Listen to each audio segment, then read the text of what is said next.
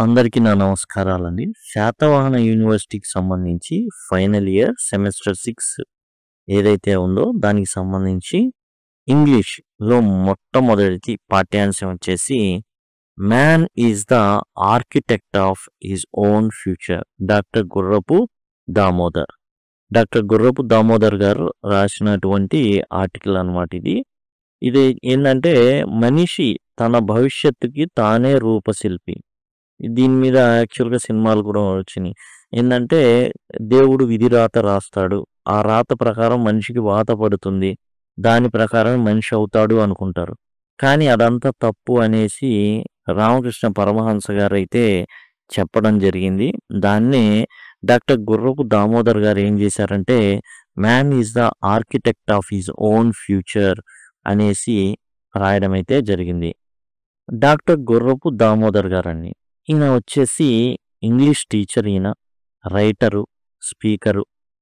He wrote 42 books, 42 పుస్తకాలు రాయడం జరిగింది. అండ్ చాలా ఆర్టికల్స్‌ని ఇలాంటివి ఏదైతే man is architect of his own future ఎట్లా ఉన్నాయో అలాంటి ఆర్టికల్స్‌ని చాలా ఆయన పబ్లిష్ చేయడం జరిగింది. He gave lessons on English through radio. Radio ద్వారా కూడా ఆయన ఇంగ్లీష్ పాఠాలు చెప్పడం జరిగింది. He received the state best teacher award. మరి ఆయనకి ఉత్తమ ఉపాధ్యాయుడు అనేటటువంటి అవార్డుని కూడా ఇవ్వడం అయితే జరిగింది. Man is the architect of his own future. మనిషి తన భవిష్యత్తుకి తానే రూపశిల్పి. Talks about Sri Ramakrishna Paramahamsa, a great saint from 19th century. పేరు మరీ పెద్దదైపోతుంది అని శ్రీ రామకృష్ణ అని మాత్రమే ఇవ్వడం జరిగింది. మీరు గనక రాసుకోదలుచుకుంటే శ్రీ రామకృష్ణ పరమహంస అని రాసుకోండి. చాలా గొప్ప వ్యక్తి ఈయన. ఏ great saint from 19th century. 19వ శతాబ్దంలోని ముని అన్నమాట ఈయన. సాధువు. He helped revive Hinduism in Bengal. బెంగాల్లో మనం ఇప్పుడు ఏదైతే వెస్ట్ బెంగాల్ అని చెప్పుకుంటున్నామో అక్కడ ఆయన హిందూయిజాన్ని ఏం చేశారంటే పునరుజ్జీవనం జరిపించారు. అంటే ఇక హిందూ ఏదైతే ఉందో ఆ బోధలు ఏదైతే ఉన్నాయో రకరకాల్లో వాళ్ళు మగ్గిపోయి దాని నుంచి దూరంగా వెళ్తున్న క్రమంలో ఆయన చాలా విషయాలు వాళ్ళకి అర్థమయ్యేటట్లు చెప్పి హిందూయిజాన్ని మరలా వారిలో ఏందంటే పోశారనమాట. చక్కగా దాన్ని ఆకలింపు చేసుకునేటట్లు. He believed in love, service to others and devotion to God. ఆయన చెప్పిన బోధలు ఏంటి అంటే ప్రేమ, తర్వాత సేవ, తర్వాత భక్తి. ముందు ప్రేమ ఉండాలి. పక్కన ఉన్న వ్యక్తి మీద ప్రేమ ఉండాలి. హిందూయిజంలో ప్రేమ లేదు కాదు, హిందూయిజంలో కూడా ప్రేమ ఉంది. సర్వీస్ టు అదర్స్, సేవ చేసే గుణం ఉంది. అలానే దేవుని పట్ల భక్తి. ప్రేమ ఉండాలి ముందు, సేవ చేయాలి మనుషులకి, అండ్ భక్తిని చాటుకోవాలి. మూడవదిగా పెట్టేశాడు ఆయన. He taught that true service is helping others without expecting anything in return. అసలు మంచి సేవ అంటే మాధవ సేవయే, అదేనా? కాదు కదా. మానవ సేవయే మాధవ సేవ. అందరు ఏం చెప్తారంటే మాధవ సేవ అని చెప్తారు.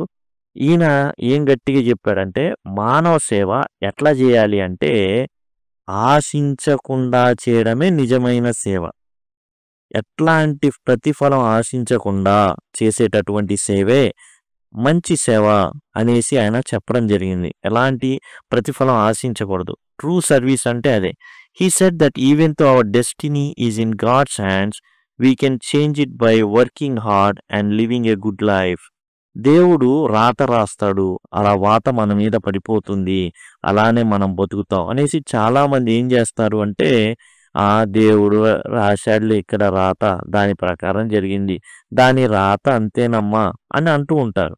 అయితే ఈయన ఏం చెప్పాడంటే ఆ రాతని కూడా మనం చెరిపేసుకోవచ్చు. రాధేశ్యాం ప్రభాస్ గారి సినిమా ఉంటుంది, అందులో కూడా అంతే, రాతని చెరపగలిగే శక్తి ఉంది అనేసి ప్రయత్నిస్తారు. అట్లానే ఇక్కడ కూడా ఆయన కూడా ఏం చెప్పింది, ఆయన రామకృష్ణ పరమహంస గారు ఏం చెప్పారంటే ఆయన చెప్పింది ఏంటంటే కష్టపడి పనిచేయడం, అలానే మంచి జీవితాన్ని జీవించడం, పయస్ లైఫ్, మంచి చేయడం, ప్రేమ, సేవ, భక్తితో బతికితే ఖచ్చితంగా ఆ రాతని ఒకవేళ వేరే రకంగా ఉంటే ఆ రాతని కూడా మనం మార్చుకోవచ్చని రామకృష్ణ పరమహంస గారు చెప్పడం జరిగింది. Shri Ramakrishna believed that God is one. ఆయన దేవుడు ఒక్కడే అని నమ్మాడండి. But people call him by different names. అయితే ఆ దేవుణ్ణి రకరకాల వ్యక్తులు రకరకాల పేర్లతో పిలుస్తారు. కానీ దేవుడు మాత్రం ఒక్కడే. All religions he said lead to the same truth. ఒకే సత్యం వైపు దారి తీస్తాయి. చివరికి వెళ్లాల్సింది ఒక్క చోటుకే. ఈ student Narendranath Dutt later became Swami Vivekananda. ఈయన స్టూడెంట్ రామకృష్ణ పరమహంస గురించి చెప్పుకునేటప్పుడు నరేంద్రనాథ్ దత్త గురించి కూడా చెప్పుకోవాలి. ఎందుకంటే నరేంద్రనాథ్ దత్త సామాన్యమైన వ్యక్తి కాదు. తర్వాత స్వామి వివేకానందగా ఊరకనే మారలేదు. రామకృష్ణ పరమహంస గారు ఒకసారి చెప్తూ నాకు డబ్బులంటే ఒళ్ళు మంట, నా టచ్ కూడా చేయనని చెప్పారు. మన నరేంద్రనాథ్ దత్త మరి చిలిపి వ్యక్తి ఏం చేశాడో తెలుసా? పడుకునే పరుపు కింద రూపాయి బిళ్ళ పెట్టాడు. పెట్టంగానే ఆయనకి ఒంటి నిండా మంటలు వస్తున్నాయి. అమ్మో మంట మంట మంట అంటే అప్పుడు గురువుగా స్వీకరించాడు నరేంద్రనాథ్ దత్త. తర్వాత స్వామి వివేకానందగా మారాడు ఆయన. He was a bright student, చాలా తెలివైన వాడు. He wanted to understand spiritual truths.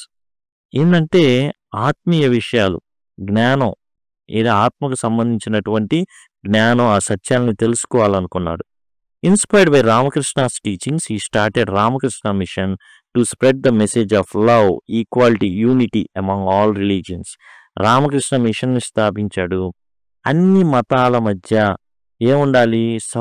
సుహృద్భావ వాతావరణం ఉండాలి, ప్రేమ ఉండాలి, సమానత్వం ఉండాలి. అలానే అందరూ కలిసిమెలిసి ఐక్యంగా ఉండేటట్లు చేయాలి. మతాలంటే ఇక ఏంటంటే గొడవలు వచ్చేటట్లు అట్లా చేయకూడదు. రామకృష్ణ పరమహంస గారు హింసావాదాన్ని ఎప్పుడు కూడా ప్రోత్సహించాల. ప్రేమ, సేవ, భక్తి, దేవుడు ఒక్కడే, ఈ విషయాలు చెప్పారు. దీన్నే ఇవన్నీ కూడా పుణిగిపుచ్చుకొని మనం చికాగో దాంట్లో చూస్తాం. చికాగో సమ్మేళనంలో, మత సమ్మేళనంలో టోటల్గా వివేకానంద గారు మాట్లాడింది ఆయన గురువు గారి మాటలు అనమాట. అద్భుతంగా ఆయన ముందు పెడతారు అవన్నీ. Both Ramakrishna and Vivekananda believe that good qualities like kindness, దయ కలిగి ఉండడం, నిజాయితీ అండ్ ప్రేయర్ అంటే ప్రార్థన, దేవునికి ప్రార్థన, మేక్ అస్ బెటర్ పీపుల్, మనల్ని చాలా గొప్ప వాళ్ళగా చేస్తాయి. దయ కలిగి ఉండాలి. మనం ఇతరుల మీద దయ చూపిస్తేనే మన మీద మనం కూడా దయ చూపించుకోగలం. లేకపోతే అదే హార్ష్నెస్ మన మీద కూడా వస్తుంది. నిజాయితీ కలిగి ఉండాలి. అలానే ప్రార్థన, దేవునికి ప్రార్థన అనేది ఉండాలి. But bad feelings like anger, కానీ కోపం, జెలసీ, ఈర్ష్య, అసూయ, ద్వేషాలు, హేటెడ్ అంటే ద్వేషం. జనరల్గా జెలసీ ఉంటే హేటెడ్ వచ్చేస్తుంది. హర్టర్స్ అండ్ అదర్స్, మనల్ని దెబ్బతీస్తాయి, ఇతరులని దెబ్బతీస్తాయి. కైండ్నెస్ కానీ, ఆనెస్టీ కానీ, ప్రేయర్ కానీ మనల్ని అభివృద్ధిలోకి నడిపిస్తాయి, ఇతరులని అభివృద్ధిలోకి నడిపిస్తాయి. బ్లెస్సింగ్ అన్నమాట. ఇద్దరికి కూడా, ఇచ్చేవాడికి పుచ్చుకునేవాడికి బ్లెస్సింగ్ ఉంటుంది. Kindness, honesty, prayer. కానీ యాంగర్, జెలసీ, హేటెడ్ ఇద్దరికి నాశనాన్ని తీసుకొస్తుంది. So we should build our future with good actions and thoughts. ఎవరైనా సరే నుదుటి రాతని మార్చుకోవాలి అనుకుంటే రాధేశ్యాం అతను మారుస్తాడనమాట. ఉన్నది ఏదైతే ఉందో టోటల్గా మార్చేస్తాడు. చివరికి ప్రేమకు ఆ శక్తి ఉందని ఎక్కడి నుంచి? రామకృష్ణ పరమహంస గారు చెప్పింది. ప్రేమ, సేవ, భక్తి ఆయన చెప్పింది. అవి గనక ఉంటే, మనలో గనక దయ, నిజాయితీ, కష్టపడే తత్వం, దేవుని ప్రార్థించి గనుకుంటే మన నుదుటి రాత ఏదైతే ఉందో దాన్ని మంచి పనుల ద్వారా, మంచి ఆలోచనల ద్వారా మార్చుకోవచ్చు. చాలామంది ఏం చేస్తారు? ఉద్యోగం చేయరా, రాతబ్బా రాసి లేదంతే, దేవుడు రాయలా అంతే. ఇప్పుడు దేవుడు రాసే కాడికి నరకం ఎందుకుంది? నరకానికి ఎందుకు పోయా అంటే దేవుడు రాశాడు అంటే కుదరదు. దేవుడు ఏం రాయలేదు. ఇదే చెప్తాడు రామకృష్ణ పరమహంస గారు చెప్పేది అదే. మనం మంచి పనులు చేస్తే ఆ రాతని మలుచుకోగలగడం అనేది మన చేతనవుతుంది. మనం మన జీవితాన్ని మార్చుకోవచ్చు.